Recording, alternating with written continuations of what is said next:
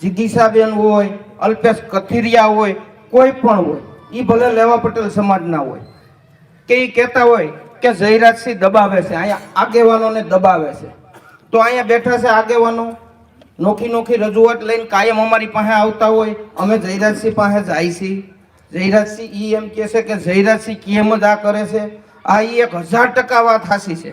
કે અમે જયરાજસિંહ કે એમ જ કરી છે, ગણેશભાઈ કે એમ જ કરી છે, પણ એક શબ્દ આ તાલુકાને હાનિ પહોંચે એવો નથી કહેતા. આ તાલુકાની સુખાકારી માટે જે કાંઈ કરવું પડે